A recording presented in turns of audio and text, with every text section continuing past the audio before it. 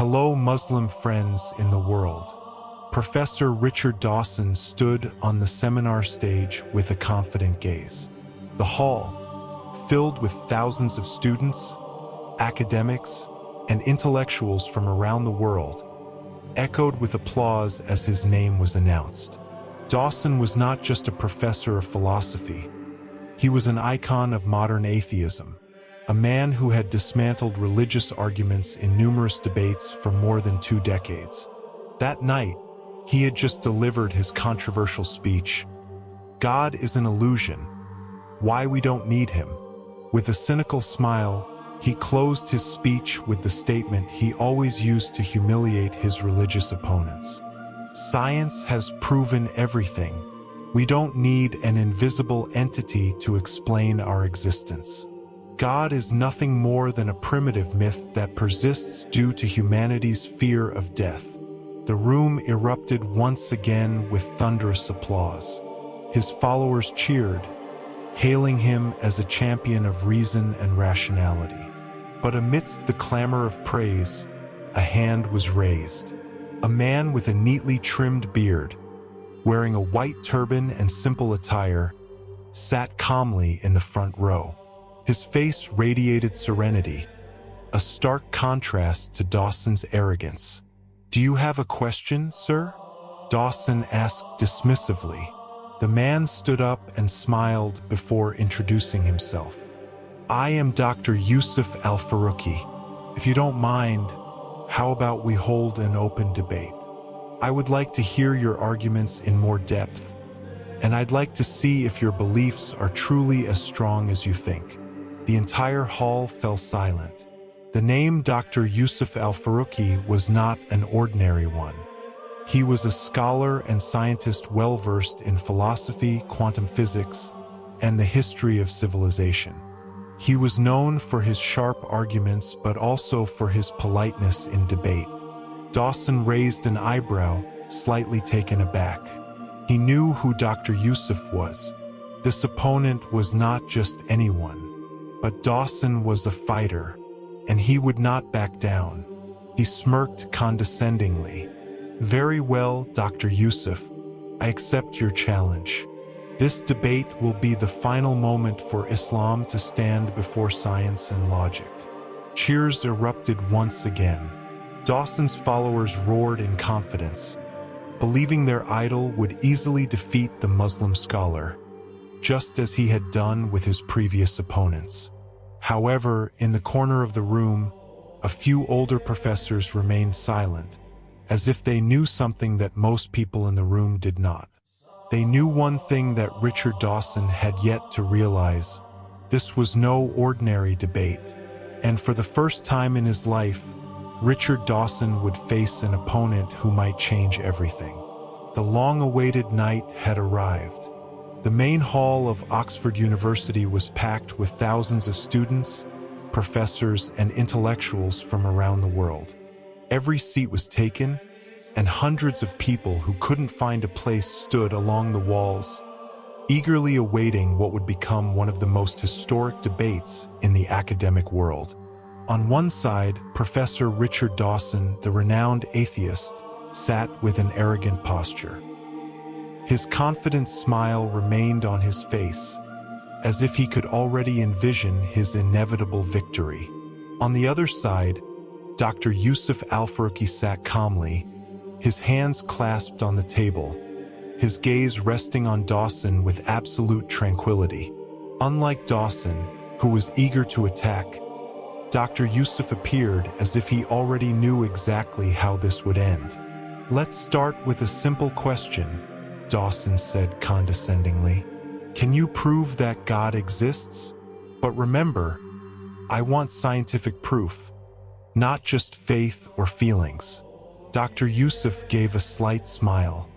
He leaned toward the microphone and replied in a composed manner, "All right, let's use the scientific method that you believe in."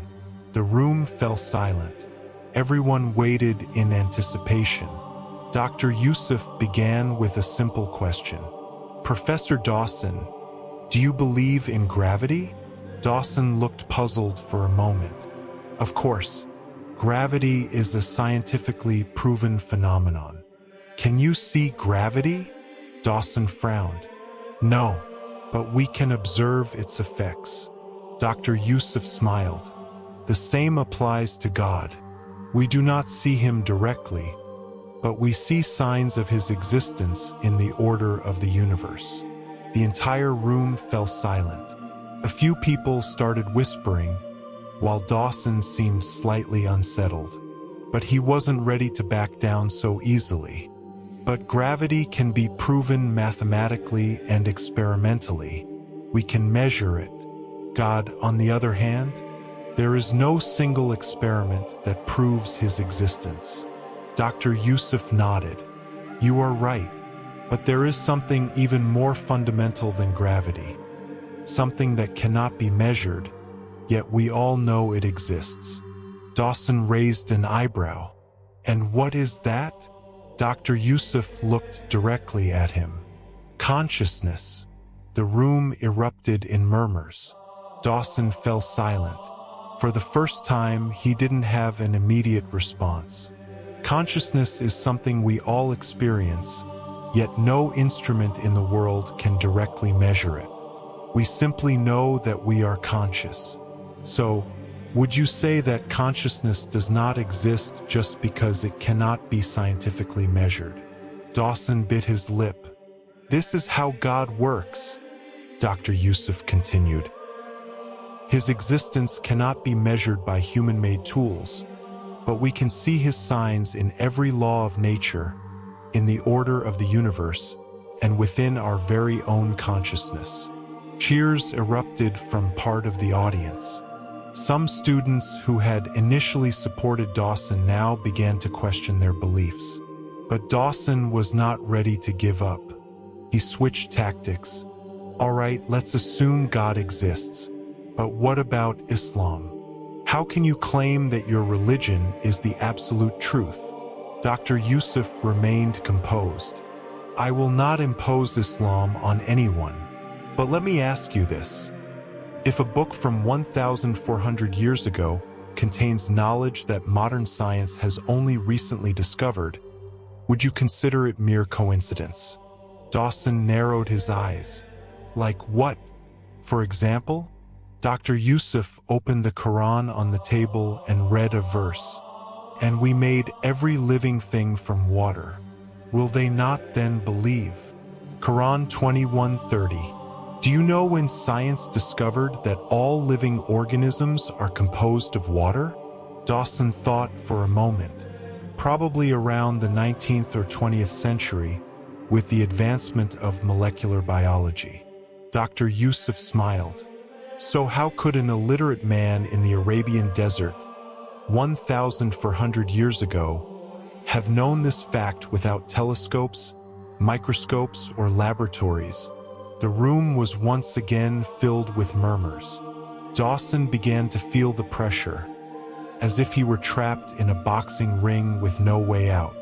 He tried to find another loophole. That's just one verse. You can't base an entire religion on a single scientific claim. Dr. Yusuf nodded. Of course not.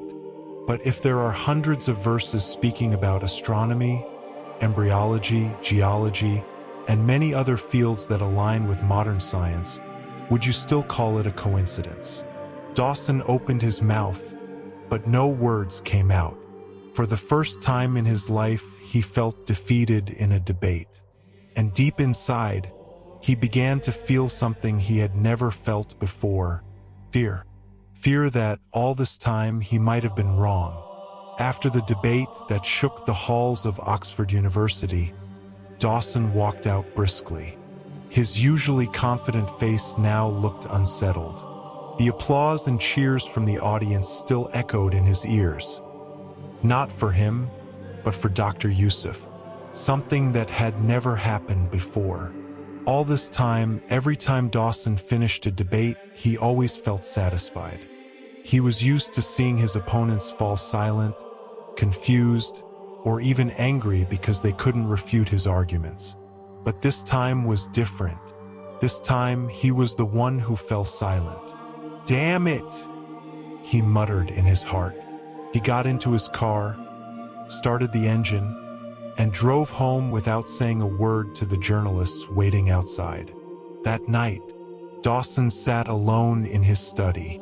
He opened his laptop and replayed the recording of the debate. Over and over, he tried to find a flaw in Dr. Yusuf's arguments.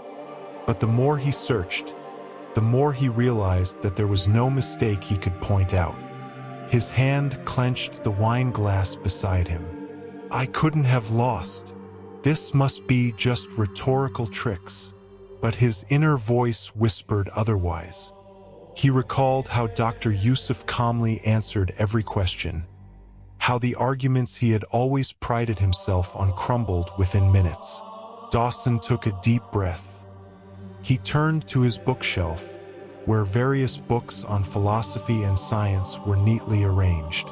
Among them, his eyes fell on something he had never touched before: the Quran.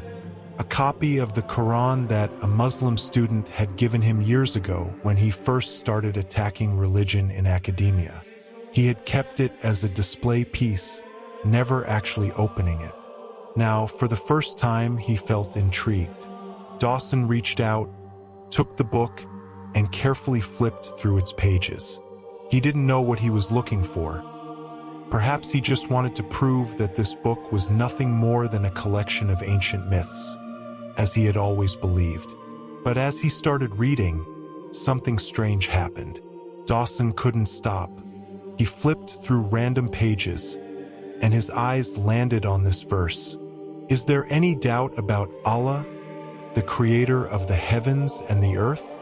Quran 14:10. Dawson's heart pounded faster. Is there any doubt? That question echoed in his mind. He tried to ignore it, but the more he read, the more questions arose, not to refute, but to understand. Then he came across another verse. We will show them our signs in the horizons and within themselves until it becomes clear to them that this Quran is the truth. Quran 41:53. Dawson quickly closed the book. He wiped his face. No, this is just a coincidence. But he knew this wasn't a coincidence. Something was happening inside him. He looked at his laptop screen, which still displayed the debate recording. Dr. Yusuf's voice echoed again. Consciousness cannot be measured, yet we know it exists. That is how we understand the existence of God. Dawson ran his fingers through his hair. He was a scientist, a philosopher. He had built his entire career on denying God, on mocking the concept of religion. But now, for the first time in his life, he couldn't deny that he was starting to doubt his own beliefs. The clock struck 3 a.m. Dawson hadn't slept, and he knew he wouldn't be able to sleep tonight. He opened his laptop and typed into the search engine, Quran and modern science. Hundreds of articles and scientific journals appeared on the screen. With a curiosity he had never felt before, Dawson began to read. And the more he read, the more questions arose. Questions he had avoided all his life. And what frightened him even more, he was starting to fear that the answers he found would change his entire life. Dawson sat silently in the small room inside the mosque. He stared at his hands, then glanced at Dr. Yusuf, who was still waiting for him with a serene smile. His heart pounded. All his life, he had denied the existence of God. He had debated many people, dismantling their arguments with logic and science. But today, it was his own logic that could no longer deny the truth. If I accept this, my entire life will change. He remembered who he was. Richard Dawson was no ordinary man. He was a philosopher, a scientist, and one of the most renowned atheist debaters in the world. If he embraced Islam, his career would be ruined.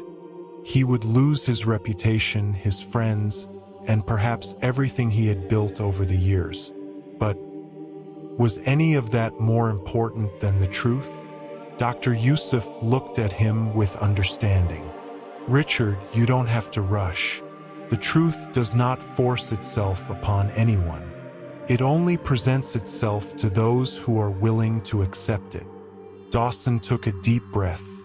He stopped, swallowing hard. I'm afraid. Dr. Yusuf nodded. Afraid of losing what? Everything, Dawson admitted. My reputation, my friends, my career. If I become a Muslim, the world will hate me. Dr. Yusuf smiled gently. Perhaps some people will hate you, but would you rather be accepted by people while rejecting the truth? Or accept the truth even if people reject you? Dawson fell silent. Those words struck his heart deeply. He thought of the great thinkers of history, Galileo, who was condemned for declaring that the earth revolved around the sun. Socrates, who was forced to drink poison because his ideas were too advanced. The truth always comes with a price, and he had to be ready to pay it. Dawson closed his eyes. All this time, he had been arrogant about his intelligence, convinced that he knew everything. But now, for the first time in his life, he felt small before something far greater than himself. Slowly, he opened his eyes and looked at Dr. Yusuf. Teach me how to say the Shahada. Dr. Yusuf's smile widened. His eyes glowed with joy. Repeat after me, Richard. Dawson took a deep breath, then followed Dr. Yusuf's words, his voice trembling slightly. I bear witness that there is no God but Allah, and I bear witness that Muhammad is the messenger of Allah. As the words left his lips, something within him changed. It was as if a heavy burden that had weighed him down for so long had been lifted. Dawson bowed his head. His chest felt light, his eyes welled up. He didn't understand why, but for the first time in his life, he felt at peace. The congregation around them erupted in joy, some embracing him, others patting his shoulder. Dr. Yusuf looked at him with pride. Welcome to Islam, Richard. Dawson lifted his gaze. Thank you, Dr. Yusuf, but from now on, call me Rashid. News of Dawson's conversion quickly spread across the world. Major media outlets condemned him, atheists called him a traitor, and many of his friends abandoned him. But Rashid didn't care. He had found something far more valuable than all of that, the truth. Now, as a Muslim, he had a new mission, no longer to oppose religion, but to spread the light of Islam through knowledge and truth. And his new journey had only just begun.